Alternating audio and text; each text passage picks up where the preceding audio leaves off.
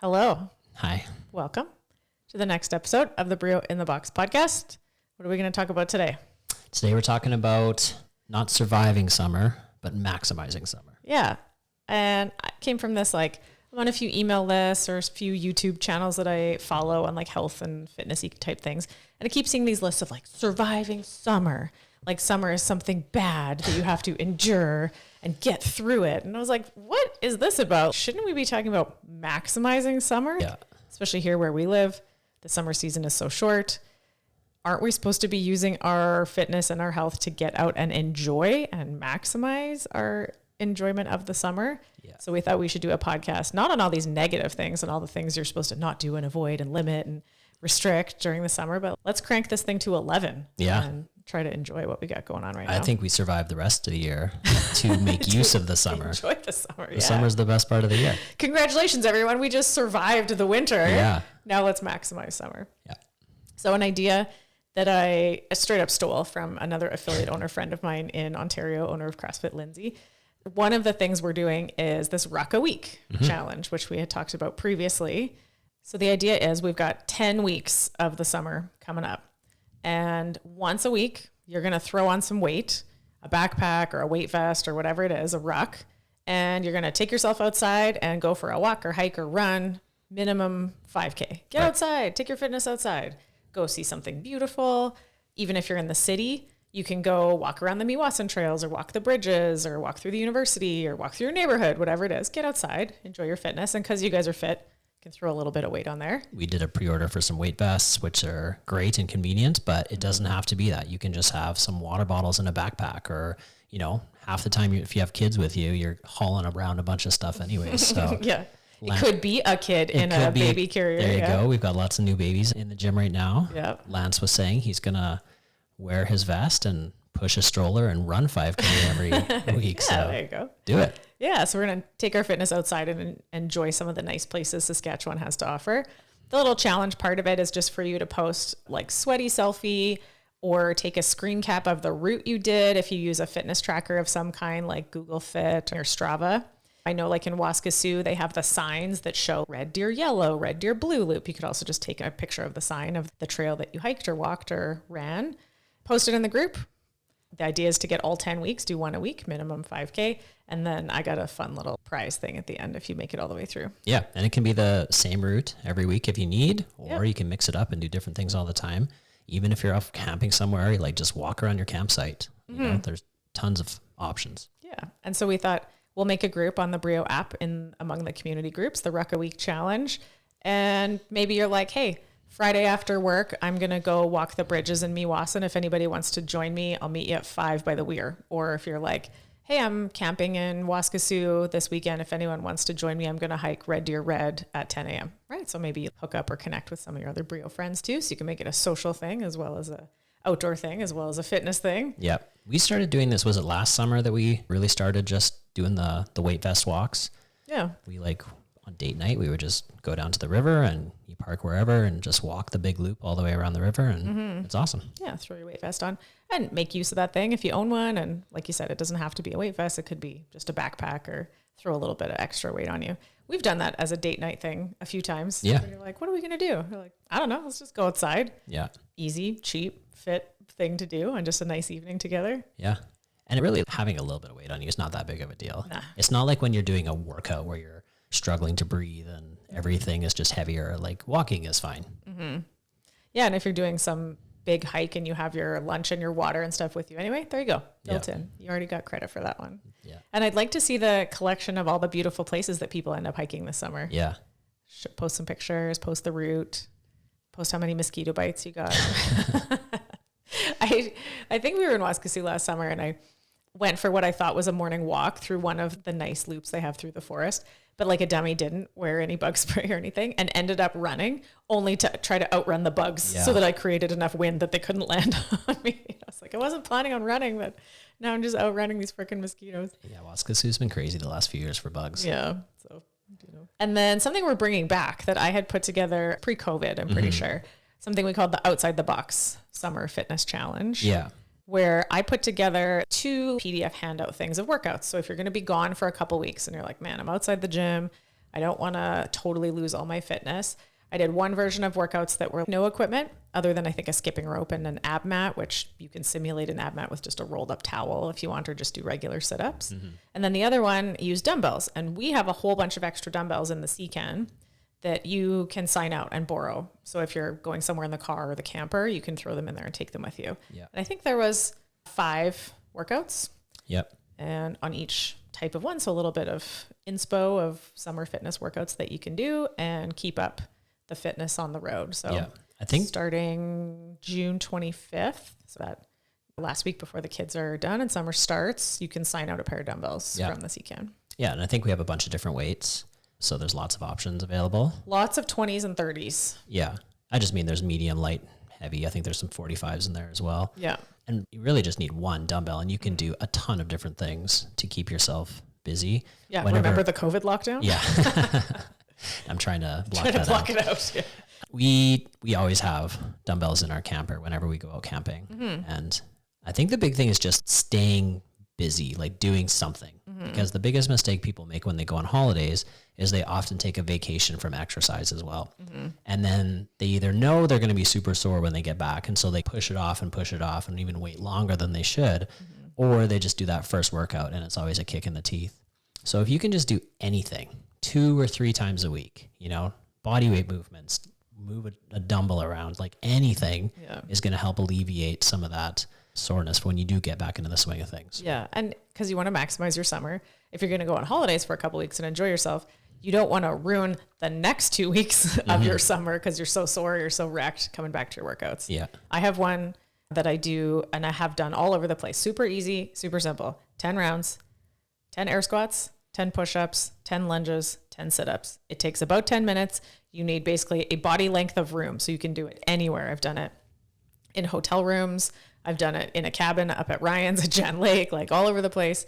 And it's just enough volume to keep me from being so sore the next time I come back to the gym and I'm doing a bunch of push-ups or air squats or something. So at a minimum, that one, super simple. You can do it anywhere. Keep that one up at least once or twice a week to save yourself from being super sore. And we did that one when we went to the Gorge to see Jack Johnson. Oh, we were that's camping. right, yeah. And it's hilarious to see the looks on people's faces when they see what's going on. They're always just like, where are these people from? What is going on? Like, guys, did you not know there's donuts for breakfast over there? I did have a donut after that workout. That's true. But it is hilarious when generally when you go camping, a lot of people are hanging out doing a lot of nothing. And so if you're the one person that's doing the exercise, you definitely get some weird looks, but that's great. That's the type of thing that I want to stand out about, where people are like, oh my God, look at that person. And it's not because I'm 500 pounds. It's because I'm actually exercising on vacation or whatever, I think that's the type of persona we should all strive for, is we're a weirdo because we're so much more fit and active than the average. And just dedicated to the lifestyle. Yeah. That's the kind of thing I think. The people that come to Brio, you're just dedicated to the lifestyle of fitness, whether you're in the gym or even when you're away. It's just what you do. It's just what you do. Yeah. And lots of people now are incorporating it as their family lifestyle and doing it with the kids, getting up, working out, coming to the gym together. Love it. Yeah. So yeah, don't be afraid to feel like a weirdo. I feel like as I've gotten older and more maybe mature, is I just give so many less fucks about what other people think, especially a bunch of people that I don't know and I'll never see again. Yeah. I don't care what they think. If they think I'm weird because I'm jogging laps around this campsite or doing lunges beside a tent, like whatever. Yeah. Doesn't matter to me in the slightest. And I'm not going to let what some stranger I don't know and will never see again, what they think, stop me from getting my workout in. I'm basically just harming myself for the imagined thoughts of some stranger. Yeah. When let's be honest, they're probably not even thinking about you at all. No. They don't really care. No. What do they say? You wouldn't care so much about what other people think of you if you realized how seldom they do. Yep. Let go of the old main character syndrome and just have fun, work out. It's what you do and it's what you like, and be the best kind of weirdo. Yeah. I think you just have to be active. So even if we say, okay, you're going to do the ruck, right? That's one day. You're going to do your ruck, 5K walk or run or whatever, crawl, and then 2 or 3 days of anything. It could be the workout that you said. It could be just do 3 sets of max push-ups, 3 sets of air squats, anything to keep the muscles firing and moving so that when you finally get back to reality and to go do your first WOD, it's not complete shock to the system. Yeah. So we're looking at 10, maybe 15 minutes each day for the workouts. And then your ruck that's an enjoyable experience. That should, that's 20 to 60 minutes or whatever. It's like a couple hours a week that you have to put in, and it's going to make a huge difference. And then on top of workout, fitnessy type things, maximizing the enjoyment of summer can be all kinds of the other stuff. I describe in our day one how the type of fitness that we create with CrossFit is a ready state for anything. So that if your friends are like, let's go wakeboarding, or let's try rock climbing, or let's go paddleboarding, or let's go canoeing, or whatever, you're like, heck yeah, let's do it. Let's get out and let's go and use this fitness for some fun. So your enjoyment of a nice day or at the lake or all sorts of things can involve being active as well and not just sitting in a chair. Yeah. And that's the freedom of the fitness I have with my body, is the ability to go do and participate and explore and do stuff. I've discovered about myself in the last couple of years, I hate doing nothing. Yeah. I'm not a relax on vacation kind of person at all. I just get stir crazy and hate doing nothing. So. Yeah. I'm good for a little bit at a time, and then I have to get up and move around and do something. Yeah. So bust out the bike, the paddle boards, the canoe. Maybe you're on a trip and you're in the mountains and you're going to go hiking or rock climbing or something interesting. Go for some swims in the lake. We do that sometimes at Jan Lake when we visit Ryan, do a workout on the shore and then finish with a little cash out swim, hop in the cold water and try not to drown. Go visit the fishies. So get outside, use your fitness. Yeah. Basically, you've built all this capacity and this freedom. Go use it. Get out there, have fun. And then let's talk about the food. I think a lot of the surviving summer is about how to stick to your diet or not let your nutrition go 100% off the rails, which of course I support. But I don't like it from the mindset of restricting and saying no and not participating and not being social. I think so much of what we get out of summer is way more social opportunities. The winter, we're sort of stuck in our homes and we just don't socialize as easily. So summer barbecues and gatherings on a patio and sitting around a campfire and going on vacations with other people that you like, there's just way more opportunities to socialize, and you certainly don't want to miss out on those. Yeah. I think in the winter you get Christmas season. There's a lot of socializing, and then basically here, there's 6 months of nothingness, right? Where everybody just hides in their houses and you don't really go out and do anything with anybody. Yeah. And then as soon as it's warm enough that people are out walking around and having barbecues, then you start hanging out with people again. Yeah. So barbecue season. Yeah. Love it. All of the tasty meats you can roast on your barbecue or throw in the cooker or over the campfire. Like, really try to focus on that stuff. Steaks, chicken, fish. Maybe you went fishing and you're going to enjoy something you just caught out of the lake. Awesome. Make your own rubs, sauces, marinades for whatever it is you're cooking up, ribs or chicken skewers or that kind of thing. They taste better. Yeah. You'll make a much better version at home, and then they don't tend to have as much sugar and vegetable oil and stuff in them. That was something I had to get comfortable with when we were doing the grit grind and we weren't allowed to have any sugar. If I wanted to have good food like ribs or something, every barbecue sauce is loaded with sugar and it probably has vegetable oil in it. And so I just started looking for recipes online about how to make your own. And it's super easy. It takes 4 hours or whatever to cook ribs. You can find 10 minutes within that time to make yourself a little sauce or rub or whatever. And then you can at least control the amount of sugar. And generally, any recipe you find online, you can cut the sugar in at least half and it'll still taste really good. It's crazy how sweet people like to have their sauces and stuff. But at least, even if you do have a little bit of brown sugar or something in there, you can at least cut out the vegetable oils and make it delicious without the weird stuff. Yeah. And there's so many tasty recipes I only make in the summer, right? Ribs are one of them on the barbecue, like chicken souvlaki skewers, again, on the barbecue. Fish fry, which we do, as our annual thing. We've started doing the fish fry in ghee instead of vegetable oil. Yeah. Ghee is just basically clarified butter. So it has the milk solids, the proteins removed. So it's just the fat, butter, oil. Really great for high heat cooking, really stable and super delicious. And you can just buy it by the bucket at Costco. So we take it up to Jan Lake with us and have the fish fry.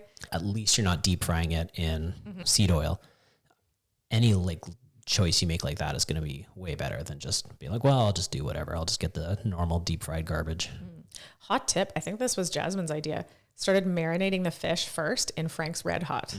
So you throw the fillets in the bag, get some Frank's Red Hot on there, and then put it in the whatever crispy coating you're using. Yeah. And then throw it in the deep fry.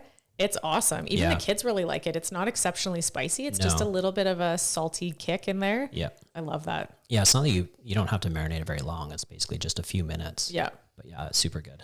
Our fish fries are one of our once a year meals that I look forward to so much. Annual, love that one. Yeah. And even when we try to replicate it at home, it's just never the same, you know, because it's part of it is the social thing, right? We're up at the lake with Ryan and Jasmine and whoever else. And what's just that thing? That's the thing that you don't want to miss out on. Yeah. Cooked over the fire, and fresh out of the lake, right? No frozen fish you buy in the winter is as good as that. But yeah, and that's what makes it special. Yeah. And we enjoy those things. I have a great recipe for a steak skewer that you put pineapple and red peppers on, like a beef and pineapple skewers. Those are awesome. Super good. So you can really maximize enjoyment of the tasty foods and ways of cooking in the summer that you don't get to in the winter. And I think from an evolutionary standpoint, a lot of those foods would have been plentiful through the summer that you wouldn't normally have through the winter, right? So the summer is the time to eat the fruits and vegetables and stuff that we really shouldn't have year round, but we do because of shipping. Enjoy it while it's good and while it's fresh, and you can get it more locally, and it just tastes better. So we've got all the tasty meat things we can make, you know, barbecuing over the fire and in the smoker or whatever. And then the sides, like you said, enjoy the abundance when the tomatoes are super fresh. Hit up the farmer's market, or maybe you have a garden and you're growing them yourself. I love garden carrots when they start to come up towards the end of the summer. That's my favorite. I eat a ton of them. Cucumbers, peas, snap peas, all the things that are fresh and so delicious. Enjoy those things as your side dishes, salads, different roasted vegetables, all kinds of things that they taste so good. And then the fruits, we got our little strawberry patch in the backyard's already starting to make some strawberries. Maybe you make your ruck a berry picking adventure and you're picking blueberries or Saskatoon berries and use them to make some kind of tasty, like just straight up whipped cream and fresh picked blueberries with a little sprinkle of cinnamon. So good. Yeah. Little vanilla in the cream. Love that. Yeah. It's just so fresh and nice, and the flavors on their own are so good. They don't need a ton of anything extra. And when you compare the taste of a strawberry that you get in the dead of winter versus fresh picked locally in the end of summer, it's night and day, like completely different fruits, you know? Yeah. I really don't bother with a lot of fruit and vegetables through the winter because they're just sad anyway. Yeah. They don't taste that good. I like them when they're nice and fresh. And then towards the end of the summer into the fall, we get all the good squashes and potatoes and the starchy tubers, and you can do lovely roasted things with those. And then same thing, I don't eat a ton of those year round, but I really enjoy them when they are seasonal and fresh and local. So yeah, don't think of it as, oh, I can't eat that and no thank you, and I'm not doing that, and I'm bringing my own Tupperware of my weighed and measured meal prep to this barbecue. Like, be social, participate in the thing, bring things to the barbecue that are delicious. I have a recipe for a potato salad that's floated around. It's on the Keto Athlete, that uses a little bit of potatoes cooked and cooled, but then we cut it with cauliflower, little parboiled cauliflower, hard-boiled eggs, lots of celery and other vegetables, and it uses an avocado oil mayo in the dressing. Super tasty. There's nothing like weird, sad diet food about it. It's just no seed oils, way less carbohydrate, a little more vegetable in there. And I take it to barbecues and stuff all the time, and people always like that one. Yeah. I think as long as you're just willing to put the time in to plan ahead and make things yourself, it's super easy to just go to Costco and buy the cookies and buy the barbecue sauces and all the things. But if you can just take a little bit of time ahead of the trip and make some of that stuff yourself and bring it with you, it's just so much better. Even if you're going to treat yourself to things like cookies, make it with butter instead of margarine and know what's going in there, and you can control the amount of sugar and how many, you know, because often you go to Costco and you buy a 36 pack of these gigantic cookies and you know those are all going to get eaten. Yeah. You know, it's fine to have those little treats once in a while. Just don't go bananas. Yeah. And through the grit grind, the meal plan was called the Royalty Real Food Plan, because all this stuff is about feeding yourself better, like royalty, right? This is what, when you go to a fancier restaurant, this is what they're using. Farm to table, fresh local ingredients. The chef is at the farmer's market in the afternoon. That's what they're charging extra for, right? Yeah. So you're feeding yourself a luxury diet, not some sad, bland diet food kind of diet. You're feeding yourself better than the barbecue sauce with all the sugar in it. You're like, oh, that's not the amazing thing. That's not what you'd pay extra for in a fancy restaurant. Yeah. I know there's finally starting to be like potato chip substitutes with olive oil. Is it avocado oil? Some of them are avocado oil, yeah. Yeah. And a lot of people will complain, oh, well, they're just smaller bags and they're so much more expensive. But that's a good thing. Once in a while, treat yourself to whatever you want, but do it the best way you can with healthy stuff. So if you can, with the snack foods, we're not saying don't have any snack foods. We're just saying, hey, pick different ones. Siete makes grain-free, seed oil-free chips. They're made with cassava root, and they're mostly in avocado oil. Hard Bites makes the potato chips that are fried in avocado oil. What's it called? Lesser Evil makes these things called paleo puffs that are cassava flour and coconut flour fried in coconut oil. They're kind of like a Cheeto style puffy little thing. I love those things. And they're not low carb, which is fine. Nobody's saying you have to be low carb or keto all the time, but they just don't have the seed oils in them. Yep. Seed oil foods hijack your brain, hijack the satiety centers of your brain, and just make you eat nonstop. So if you don't have those fats coming in, you're much more likely to eat just a normal amount and be like, I'm good, and not just feel like, oh my God, I'm going to find myself at the bottom of this Costco family size bag of potato chips right now. You just won't do that with normal fats and natural fats and normal foods. So yeah, I think the worst prescription you can use on your vacation is to spend all of your time sitting, drinking, and eating, and not move around and never stop eating, and just like the constant, ingestion of garbage. Yeah. So you can focus on your barbecue meats, make your side dishes out of all the delicious fruits and vegetables that are abundant and fresh and tasty and local right now. You can still have some snack foods, but just pick non-seed oil ones. They're relatively easy to find. Most grocery stores carry them. You can find them actually at London Drugs. Yeah. Has a really good selection of them of all places. I usually go there and load up. You can make dips like guacamole. I have a really good recipe for a dill pickle dip that uses full fat sour cream and cream cheese and real pickles and real dill. Love that one. It's also super popular when I take it to parties and gatherings and things. You can make your own salsa. Yeah. Your mom made some really amazing salsa one year with all the fresh tomatoes and peppers she'd picked up from the farmer's market in Calgary. It was seriously the best salsa I've ever had in my life because the ingredients were so fresh and so good. You can do really delicious pineapple salsas and peach salsas that go well on chips or maybe on your fish that you're barbecuing or with your chicken skewers or whatever it is. Lots of tasty things. And then, of course, what comes along with a lot of the summer socializing, of course, is the alcohol, the drinking. And there's no safe, healthy amount of alcohol. But I'm not here to tell you you can never drink, because I realize, and I feel the same, that those social experiences are valuable to the enjoyment of life. Some people don't drink, and that's great. Awesome. Good for you. But of the people that do, and just pragmatically, we know people are going to drink. So how can we consume some alcohol without it derailing and reducing your enjoyment of your summer days because you're fucking hungover or whatever the next day and you have to sleep till 2 p.m. Yeah. So we recently went on Pat and Julie's wedding trip, and it was an all-inclusive, and there was drinking there for sure. Yep. But we just tried not to drink every day, right? Because we had the one day would be the welcome dinner, and we're like, well, that's going to be a bit of a thing, so we'll have some drinks with everybody that day. And then the next day was an off day, and then the wedding was the next day. And so we were like, okay, on the off days, we're just going to try not to have any drinks.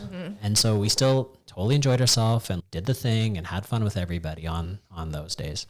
And then it wasn't until the last day that we started being like, okay, we'll have some cocktails, some like sugary, delicious beach drinks and stuff. So most of the week that we were there, we didn't drink. And then when we did, it was like a lot of vodka water. It actually really helped because I really didn't like any of the beers that were there, so that made it an easy decision. But it was like vodka waters, and just tried to minimize the amount of grossness that we took in. Definitely your best choices are the clear liquors, and mix them with non-sugary mixes. So like a bubbly with vodka or gin or whatever is in there. Yeah. Soda water, vodka soda, good old classic, little squeeze of lime in there. Beer's not ideal if you're trying to keep the waistline trim through the summer. But of course, there's nothing quite like a cold beer on a hot summer day. So says the girl who never drinks beer. Well, so I've heard. I don't drink beer, so whatever. But I know certainly people have a reverie around that thing of like a cold beer. It's not, there's nothing quite like that. Yeah. I think it's just find the minimum effective dose. What's the minimum for you to be like, scratch that itch and you got your satisfaction out of it? But is it 1 or 2? It doesn't need to be 6 to 8, you know? And sometimes it's going to be 6 to 8, and that's fine once in a while, but let's try not to make that an everyday thing. Yeah. So when you are socializing and there are some cocktails happening, try to stay hydrated. Yeah. Drink water. If you're Drinking a clear liquor and mixing it with water, that helps. If you're drinking beer, try to alternate a beer and a water and a beer and a water. Yeah. And then the hydration also has to go along with salt. Right. And especially if you're outside and it's hot and you've been sweating or you went on your ruck that day, you really, really have to manage your salt intake. The elements are great. And guess what? You can mix them and make cocktails with them. Was that 2 years ago we first started doing that? It's so tasty, you guys. The element margaritas became a real thing. Yeah. It must have been 2 summers ago. Yeah. The mango chili or the citrus salt. And we would do in a pitcher. And because we're socializing and sharing with friends, it was 6 shots of tequila, 3 shots of triple sec, 2 elements, either the mango chili or the citrus ones. And then we'd fill it up with soda water, sometimes lime soda water. Super tasty. No sugar. Really delicious. I guess the triple sec has some sugar, but no like margarita syrup stuff going in there. Tasty, refreshing. You're also hydrating. You're getting your electrolytes in. And then part of the problem became I wouldn't be hungover the next day. And so then I was really never learning my lesson about it. So. It's like remarkable how much of a difference it makes. And they're tasty. They're really good. That's the thing with all of these choices that you can make. It's not that you have to compromise and have these terrible, gross, bad tasting things. It's like you can still make the best of it and have way healthier, super delicious options available. You just have to put a little bit of thought into it. You got to plan ahead a little bit. Yeah. The other thing that really helps process alcohol, so when you're done for the night or you're going to bed, one of our favorite little supplements is something called NAC.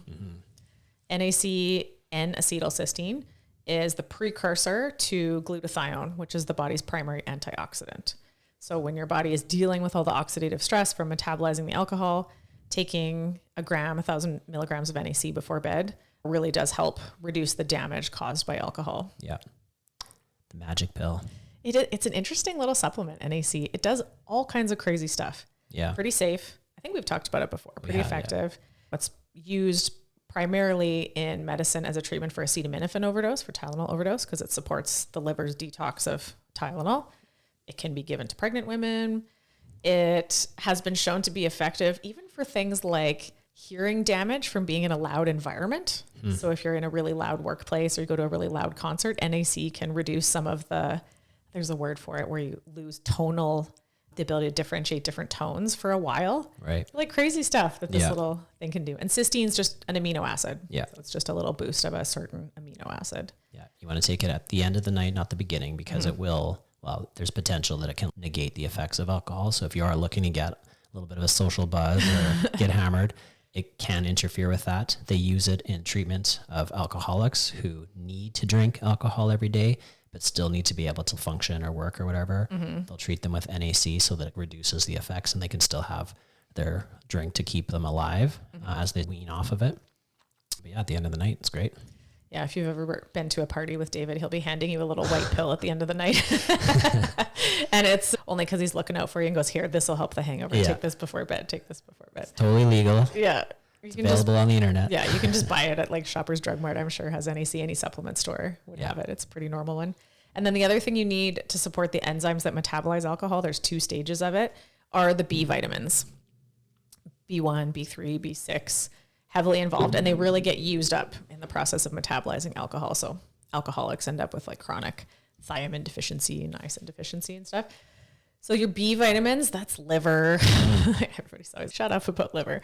Liver or red meat. So if you're eating a steak and having some drinks, that you're actually doing all right. You can take a B complex supplement, but of course my preference is you get things from real food. So if you're doing a good job of focusing on your healthy, good proteins and your real foods and your fruits and vegetables and that kind of stuff, you're supporting your ability to metabolize alcohol properly. And there's actually some interesting research about ingesting alcohol with saturated fat as opposed to the polyunsaturated fats. It's in animals, but it appears that if you ingest alcohol with saturated fats, it completely negates the liver damage. Those animals don't suffer any of the typical liver damage that goes along with alcohol ingestion unless they're ingesting alcohol along with the omega-6 oils, the seed oils. Now that's not in humans, that was in rats, but I think that's really interesting and it makes sense, right? Like the polyunsaturated vegetable oils are really unstable. And so when they're being exposed to all of this reactive oxygen species, this oxidative stress from metabolizing a toxin, alcohol's a toxin, those fats in your body turn rancid. Essentially, they get oxidized. They go rancid inside you. Whereas if your body is full of all these stable saturated fats, they're not prone to oxidation. They don't suffer the damage. And so then your cell membranes and your fat tissue and all that stuff is protected from some of the damage. So there you go. Like that would be an easy study to find volunteers for. Like, you have to eat steak and drink, and then we're going to measure your liver toxicity. Yeah. Or you're going to drink and go to McDonald's, and then we'll see what happens. Yeah. It'll be one of the two. One of the other things, speaking of steak and having a few drinks and the side dishes, we love doing potatoes fried in beef tallow. And I have gotten well into the art of making our own French fries. You soak them in cold water. You can even cold ferment them for 24 hours ahead of time. And then you double fry them in the beef tallow, and they're so amazing. And they taste like fries are supposed to taste. Yeah. And we do it. It is quite a labor intensive thing, but I like to do it when we're on holidays and I have tons of time and nothing else to do anyway. Yeah. We've done it on the camper. We've done it over the fire. You have to get the oil hot enough. Get the beef tallow from Pig and Pantry downtown. I've also rendered my own from beef tallow or beef suet, which is kidney fat.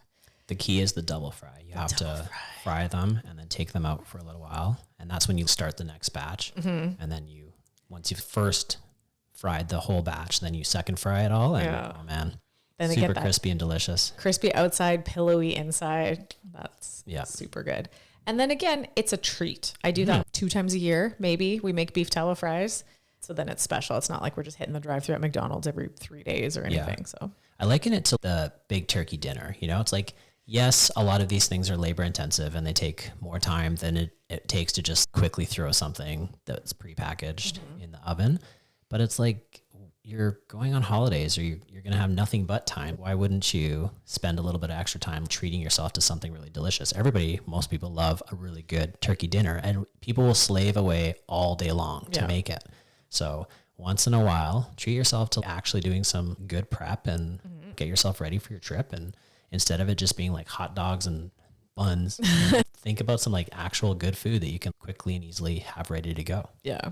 And then if you are in a situation where maybe you don't have a lot of time, or you're not in your kitchen with all your tools, or you're at someone else's house at a barbecue or potluck, super simple strategies. Just find the protein. Yeah. Focus on the protein. Skip the bun. Double up on, if it's hot dogs and buns and that's what it is, try to just shift the balance, 2 or 3 hot dogs and 1 or 0 buns, and maybe focus on the fruits and vegetable sides or whatever it is, or maybe you can eat ahead of time or whatever. Just basic strategy is find the protein. Yeah. Skip the chips, find the protein, focus on that. Easy stuff to do. So recap, strategies for maximizing your enjoyment of summer. Get yourself in on the Ruck a Week challenge. Yes. That's so easy. Everybody can do it. So easy. Everybody should be doing it. This is like a minimum expectation that you're getting outside and going for walks in the summer. Join the Outside the Box Fitness Challenge. There's 5 either with dumbbells or no dumbbell workouts that you should do whenever it is you're on vacation, or even just at home on a day you can't make it to the gym. Yeah. Some workouts on your own, and then you can sign out a pair of dumbbells if you want. We got some for you. Do some movement at least 2 to 3 days a week. At least 2 to 3 days a week. Keep it up. You can do it anywhere. Snack and booze choices. Fire up that grill. See what kinds of delicious, tasty things you can make. Enjoy the seasonal fruits and vegetables and all the lovely, tasty things we have available at this time of year. Try to swap out the healthier version for the snacky stuff. Yeah, you can still enjoy the snacky stuff. Just choose the no seed oil ones. You can minimize some damage there easily. Find the minimum effective dose of alcohol that you need to feel like you enjoyed and participated in whatever social thing it was, but you don't need to take it too far. Yeah. Clear liquors would be better with more water, but if you're going to drink beer, at least hydrate. Yeah. Have some like neutrals or something instead of beers or whatever. Yeah. Get some electrolytes in you. Yeah. Whether it's elements separately or mix salt with your tequila shot. There you go. Make a cocktail with the elements. Lick some salt off things. Eat some pickles. Whatever it is. Yeah. And then if you want, before you go to bed, take a little NAC and make sure you've got some B vitamins in you so you can wake up not too hungover to miss out on a whole summer day the following day. So you can still maximize your enjoyment of the next day of whatever it is, the weekend or the vacation. I think that the best way to go through a year is like when it's cold and gross outside. That's when you're putting in the really hard, good work to earn the enjoyment of the summer, you know, and then enjoy the summer. And yeah, things are going to slide a little bit and your schedule's crazy and you might gain a few pounds or whatever. That's fine. That's summertime, you know? Yeah. And then as soon as we're done with summer, we get back at it and we go hard and get ready for the next year. Yep. All right. Well, let's get out there and enjoy. Thanks, guys.